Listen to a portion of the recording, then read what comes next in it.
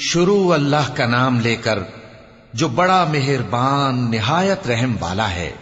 ایک طلب کرنے والے نے عذاب طلب کیا جو نازل ہو کر رہے گا یعنی کافروں پر، اور کوئی اس کو ٹال نہ سکے گا۔ جو بلندیوں والے اللہ کی طرف سے نازل ہوگا، جس کی طرف روح القدس اور دوسرے فرشتے چڑھتے ہیں، اس روز نازل ہوگا جس کا طول 50,000 برس ہوگا۔ تو تم کافروں کی باتوں کو حوصلے کے ساتھ برداشت کرتے رہو۔ لوگ اس دن کو دور سمجھتے ہیں جبکہ ہماری نظر میں وہ قریب ہے۔ جس دن آسمان ایسا ہو جائے گا جیسے پگھلا ہوا تانبا، اور پہاڑ ایسے جیسے رنگین اون، اور کوئی دوست کسی دوست کو نہ پوچھے گا حالانکہ ایک دوسرے کو سامنے دیکھ رہے ہوں گے۔ اس روز گناہگار چاہے گا کہ کسی طرح اس دن کے عذاب کے بدلے میں سب کچھ دے دے، یعنی اپنے بیٹے اور اپنی بیوی اور اپنے بھائی اور اپنا خاندان جس میں وہ رہتا تھا، اور جتنے آدمی زمین پر ہیں غرض سب کو دے ڈالے، پھر اپنے آپ کو عذاب سے چھڑا لے۔ لیکن ایسا ہرگز نہیں ہوگا۔ وہ بھڑکتی ہوئی آگ ہے، کھال ادھیڑ کر کلیجہ نکال لینے والی۔ وہ ان لوگوں کو اپنی طرف بلائے گی جنہوں نے دین حق سے اعراض کیا اور منہ پھیر لیا، اور مال جمع کیا پھر سینت سینت کر رکھا۔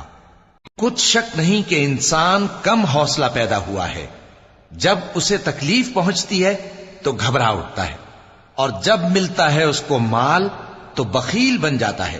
مگر نماز ادا کرنے والے جو نماز کا التزام رکھتے اور ہمیشہ پڑھتے ہیں، اور جن کے مال میں حصہ مقرر ہے، یعنی مانگنے والے کا اور نہ مانگنے والے کا، اور جو روز جزا کو سچ سمجھتے ہیں، اور جو اپنے پروردگار کے عذاب سے خوف رکھتے ہیں، بے شک ان کے پروردگار کا عذاب ہے ہی ایسا کہ اس سے بے خوف نہ ہوا جائے۔